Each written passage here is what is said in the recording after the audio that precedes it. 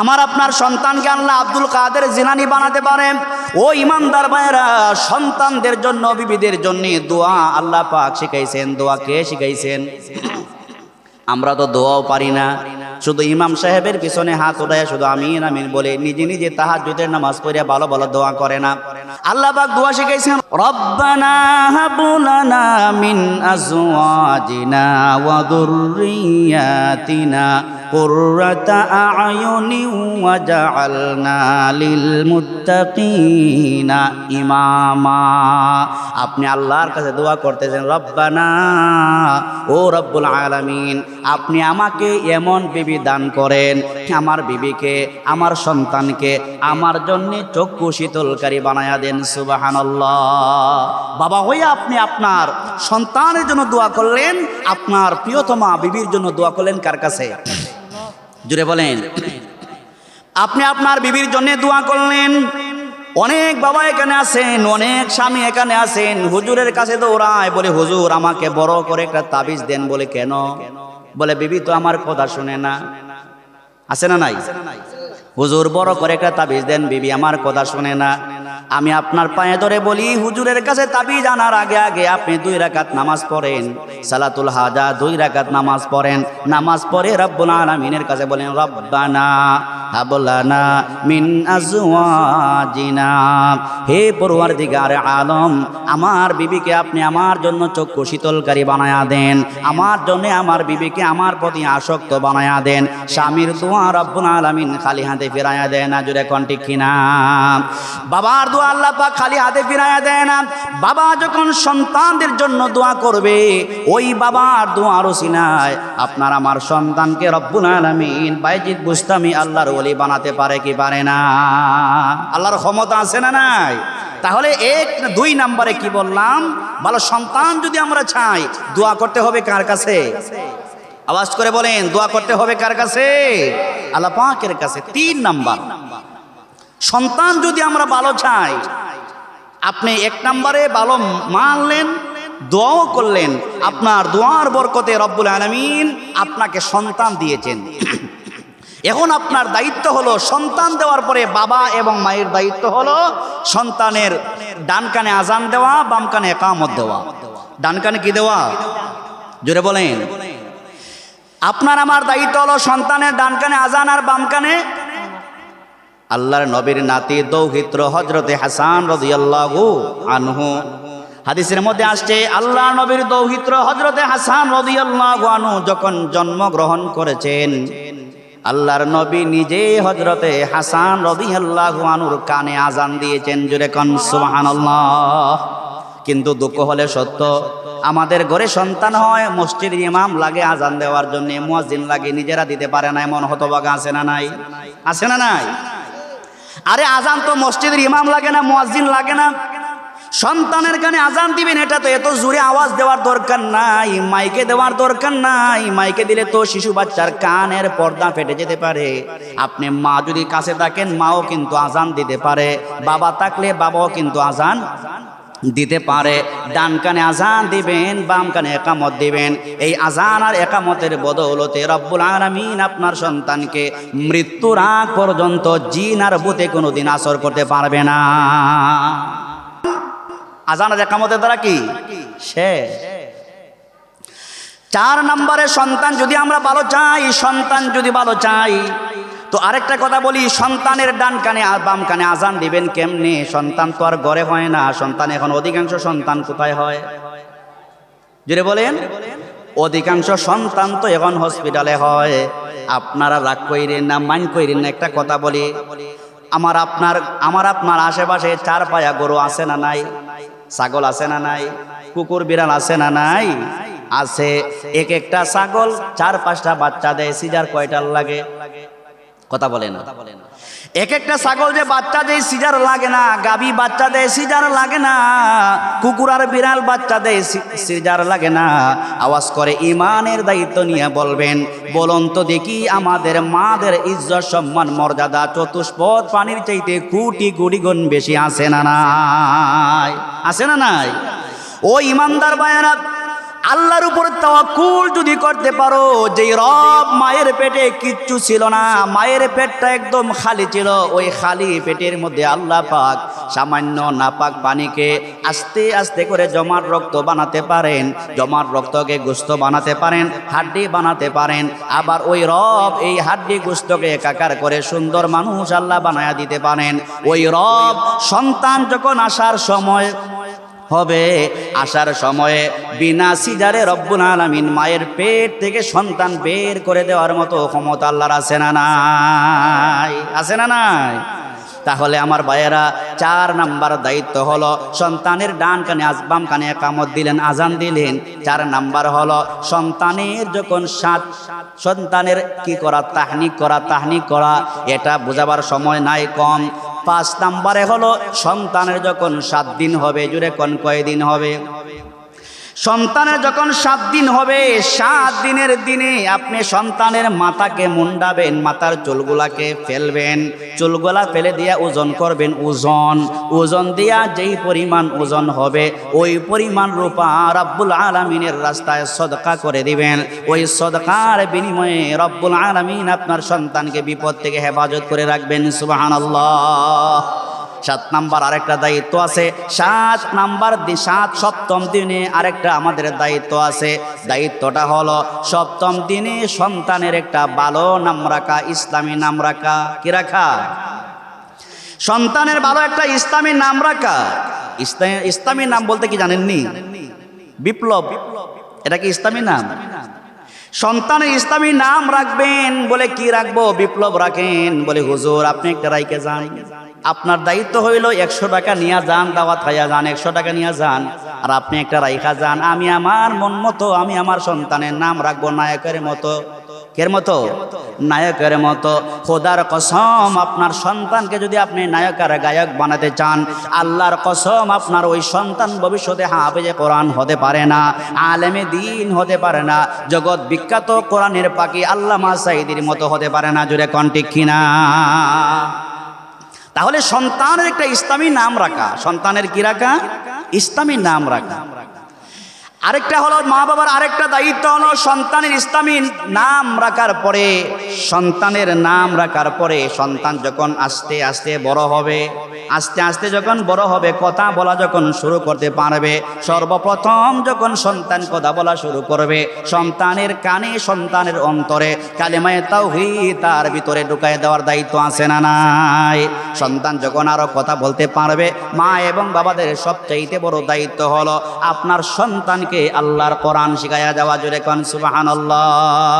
মা এবং বাবাদের আরো একটা দায়িত্ব হলো সন্তান যখন কথা বলতে পারবে, 5-7 বছর যখন হয়ে যাবে, আপনার সন্তানকে আল্লাহর কোরআন শিখানো। কি শিখানো? জুড়ে বলেন, কি শেখানো? আপনার সন্তানকে যদি আপনি কোরআন শিখাতে পারেন, আপনার সন্তানের সিনার ভিতরে আল্লাহর সেই কোরআন যদি থাকে, কমপক্ষে আপনার সন্তান শেখ হাসিনা হবে না। ঠিক কিনা? আপনার সন্তানের ভিতরে ধর্মীয় জ্ঞান যদি থাকে, শেখ হাসিনা হবে না। দেশের টাকা পয়সা লুটপাট কইরা বাহিরে পাচার করবে না। আলেমে দ্বীনকে বিনা কারণে জেলখানায় রাইখা পঙ্গু করে দিবে না, শহীদ করে দিবে না। কম পক্ষে আপনার সন্তানের ভিতরে কোরআন থাকার কারণে আল্লাহর ভয় তার ভিতরে থাকবে। সুতরাং আপনার সন্তান কুসন্তান হবে না। ঠিক কিনা? আপনার সন্তানকে যদি আপনি কোরআন শিখান, আপনারও লাভ আছে। আপনারও লাভ আছে না নাই? জোরে বলেন, লাভ আছে না নাই? আপনার আমার সন্তানকে যদি আল্লাহর কোরআন শিখাতে পারি, শুধু সন্তানের লাভ না, আমাদেরও লাভ আছে। বাবা যখন মারা যায়, মা যখন মারা যায়, রাগ কইরেন না, অধিকাংশ মানুষ মারা যাবার পরে, বাবা মারা যাবার পরে নিজের সন্তান জানাজা পড়ে দিতে পারে না। বলে কি বাবা তুমি এইভাবে দাঁড়ায় আছো কেন, জানাজা পড়াও। বলে হুজুর জানাজা তো পড়া দিতে পারি না, কি করো? বলে লন্ডন থাকি, আমেরিকা তাকে বড় ডাক্তার ইঞ্জিনিয়ার বানায়া যায়। নিজের সন্তানকে ডাক্তার বানাতে পারেন, নিজের সন্তানকে ইঞ্জিনিয়ার বানাতে পারে, নিজের সন্তানকে কানাডা, লন্ডন, আমেরিকা পাঠাবার জন্য মা বাবা শত শত চেষ্টা করে, কিন্তু ওই সন্তান বাবার জানাজা পড়ায়া দেখ, মায়ের জানাজা পড়ায়া দেখ, এই টেনশন, এই চিন্তা অধিকাংশ মা বাবাদের মনে নাই। জুড়ে কোন ঠিক কিনা?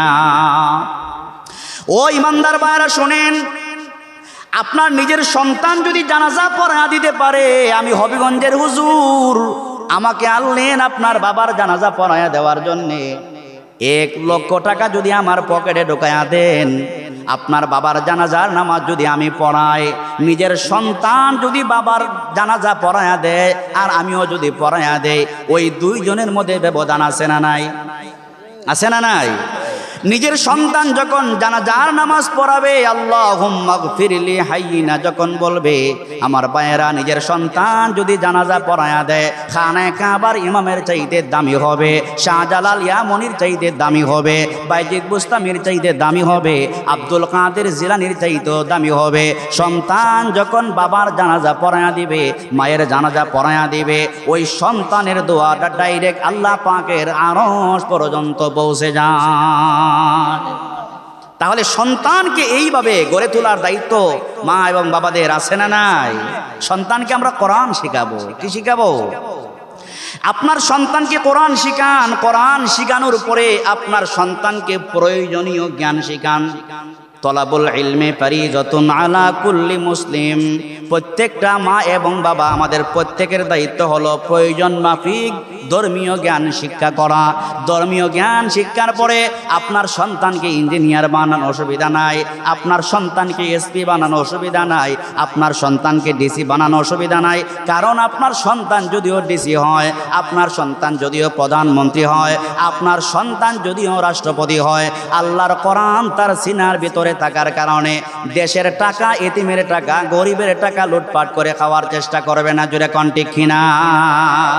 তাহলে আমার ভাইয়েরা, আমরা আমাদের সন্তানদেরকে এইভাবে ভালো মানুষ গড়ে তোলার দায়িত্ব আমাদের সকলের ঈমানি দায়িত্ব। কি দায়িত্ব?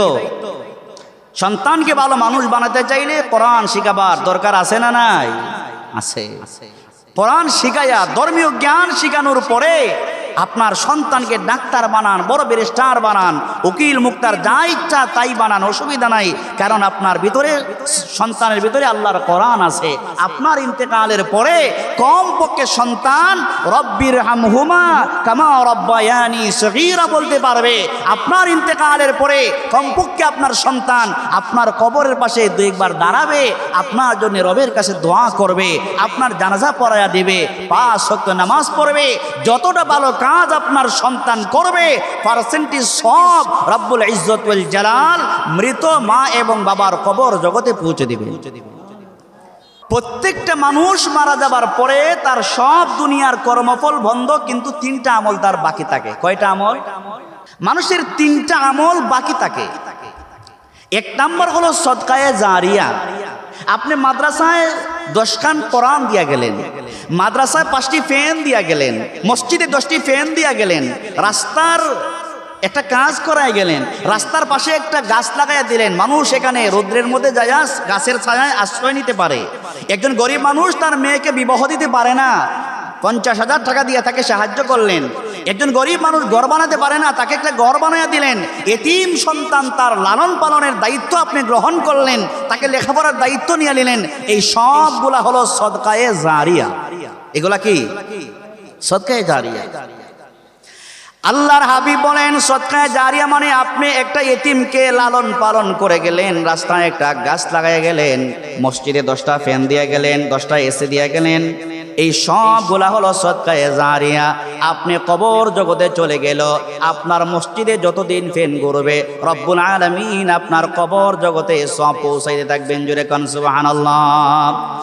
2 নম্বরে আল্লাহর হাবিব বলেন, 2 নম্বরে আপনি যদি নেককার সন্তান রেখে যাইতে পারেন, ভালো সন্তান যদি রেখে যাইতে পারেন, এমন সন্তান রেখে গেলেন আপনার সন্তান 5 ওয়াক্ত নামাজ পড়ে, আপনার সন্তান রমজান মাস আসলে রমজানের রোজা রাখে, আপনার সন্তান মাঝে মধ্যে হজ আর উমরা করে, আপনার সন্তান যাকাত ফরজ হয়ে থাকলে যাকাত আদায় করে। নবী বলেন, উম্মত তোমরা শোনো, আপনার সন্তান ওই দিকে নামাজে দাঁড়াবে, নামাজের সব আপনার বাবার কবর জগতে পৌঁছাইতে আল্লাহ দেরি করবে না। সুবহানাল্লাহ। কিন্তু এমন সন্তান আপনি রেখে গেলেন, সন্তান আজান হয়, বারবার আজান হয়, সন্তান নামাজের দ্বারে কাছে যায় না। এমন সন্তান আছে না নাই? মহব্বত এখন আছে না নাই? আপনার সন্তান আজান হয়, আজান নামাজের দ্বারে কাছেও যায় না, আপনার সন্তান গুন্ডামি করে, মাস্তানি করে, চুরি করে, বাটপারি করে, রাহাজানি করে, অন্যের মাল আত্মসাৎ করে খায়, বাবা গো ও মা, আপনিও কবর জগতে ঘুমায়া ঘুমায়া আপনার সন্তানের অপরাধের গুনাহগুলা আপনার কবর জগতে জমা হইতে থাকবে। জোরে কন নাউজুবিল্লাহ। সন্তানের গুনাহ করলেও মা বাবার কবর জগতে পৌঁছবে, আবার ভালো কাজ করলেও সন্তানের ভালো কাজের সওয়াবগুলা মা এবং বাবার কবর জগতে যিনি পৌঁছাবেন তিনি কে? মহব্বতে বলেন তিনি কে? আল্লাহ পাক। তাহলে আমাদের সন্তানদেরকে ভালো মানুষ বানাতে চাই। অনেক বাবা আছে সন্তানকে ভালো মানুষ বানাবে কেমনে? বাবা সন্তান এক জায়গায় বসে বিড়ি সিগারেট খায়, আছে না নাই? আছে না নাই? সারাদিন ক্লান্ত, দুপুরবেলা সন্তানকে ডাইকা বলে, কালু মিয়া শরীরটা ক্লান্ত হয়ে গেছে, একটা বিড়ি জ্বালিয়ে আনো। তো কালু মিয়া তো আপনার পাঁকুড়া বা বিড়ি জ্বালিয়ে ডানে বামে তাকিয়ে দেখি কেউ নাই, বলে আমার বাবা যেই চোখ বুঝে যেভাবে বিড়ি টানে, এই বিড়ির মধ্যে কি যে মজা আল্লাহই ভালো জানে। তো যেহেতু আমার বাবা বিড়ি টানে, একটু টান দিয়ে দেখি না এটা কেমন লাগে। সন্তান এমন, তার ভিতরে এমন মস্তিষ্ক, তার জ্ঞানের মধ্যে এটা ধরতে পারে কি পারে না? তার মনে এটা আসতে পারে কি পারে না? সন্তানকে বলেন বিড়ি জ্বালাইয়া দেন, সন্তান প্রথম দিনে এক টান দুই টান দিতে দিতে দিতে দিতে এখন অভ্যাস হয়ে গেছে। বাবাও সিগারেট খায়, সন্তানও সিগারেট খায়, এক জায়গায় বৈশা ছেলে বাবা একই টেবিলে বৈশা সিগারেট খায়, এমনও আছে না নাই? আছে না নাই? আবার অনেক হুজুরও দেখছি বিড়ি খায়। আল্লাহ জানে এটা কোন জঙ্গল থেকে হুজুর আইছে। একজন হুজুর যদি, একজন আলেমের দিন যদি বিড়ি সিগারেট খাইলো, উনি কি আলেম হইছে? আরে কথা বলেন, উনি কি আলেম? এটা আলেম নামের কলঙ্ক। হুজুর হইয়া যত বিড়ি খাওয়ার প্রশ্নই আসে না।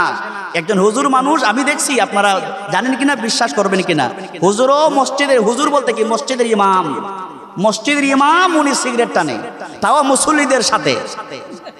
কেমন মুসল্লি আর কেমন ইমাম চিন্তা করেন। না ইমামের নামাজ হয়, না মুসল্লিদের নামাজ হয়। প্রকাশ্যে একজন আলেমে দিন ফাসিকি কাজ করে, গুনাহের কাজ করে, আর মুসল্লিরা ওই ইমামের পিছনে নামাজ আদায় করে। আল্লাহর কসম, ফাসিকির পিছনে নামাজ পড়লে নামাজই হবে না, ঠিক কিনা? বিরিহুর ইমাম আর বিরিহুর মুসল্লি। আমরা এমন মুসল্লি আর এমন ইমাম হতে চাই। জুড়ে বলেন, এমন ইমাম হতে চাই?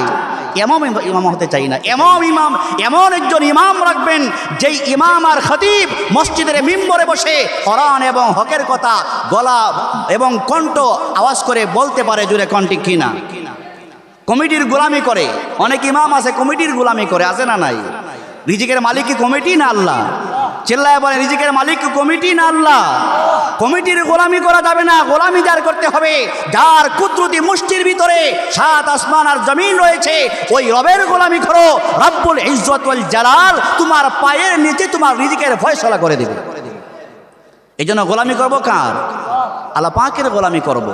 তাই আসুন আমার ভাইয়েরা, আমরা যদি ভালো মানুষ বানাতে চাই, নিজেরা যদি ভালো মানুষ হতে চাই, ভালো কাজ করে যাওয়া লাগবে, নেক কাজ করে যাওয়া লাগবে, আমলে সলেহা করে যাওয়া লাগবে।